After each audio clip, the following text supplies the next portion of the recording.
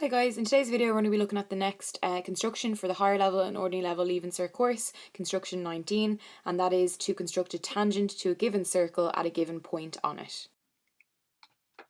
For construction 19, we want to draw a tangent to a given circle at a given point on it. So we've started off with our circle and we have our point A on our circle. So the first thing that we're going to do is we're going to draw a ray from the center 0 or O of the circle through our point. Okay, so we're just going to join them up together and we are going to draw a straight line going through both of them. Okay, and we want to create a tangent here, okay? So basically this line is going to be perpendicular to that line. So we need to construct the line perpendicular to that line. Now, what you'll realise from your junior cert constructions is that there's two ways of doing this.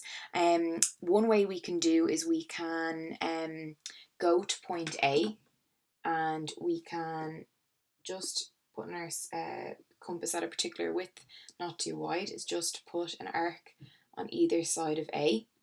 And then we're going to construct the perpendicular bisector between those 2 points of intersection. So you're going to take your compass and you're going to stretch it to more than halfway.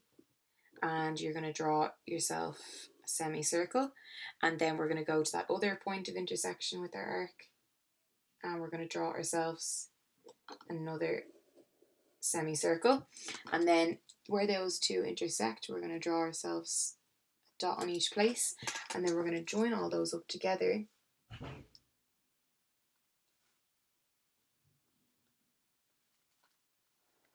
Like so. And what we've just done is we've just constructed the perpendicular line to our line OA, which is going through the point A. Now the other way that you can do that other construction, I believe it's construction 5 that you would have done for your junior cert, is a little bit simpler, I suppose, but again it depends how you're asked this. So if you're asked to use a compass and a ruler, you'd have to obviously do it that way. But the other way we could have done is just drawn that straight line as we did a minute ago, and then we could have used our set square and placed it along that line OA, and we would have been able to then draw that perpendicular line. So you can see that there's kind of two ways of doing the second part of the construction, but you are expected to be able to do both methods. So if they said that you could only use a straight edge and a compass, you would have had to do it this way. Thanks for watching our video today. In our video we went through construction 19.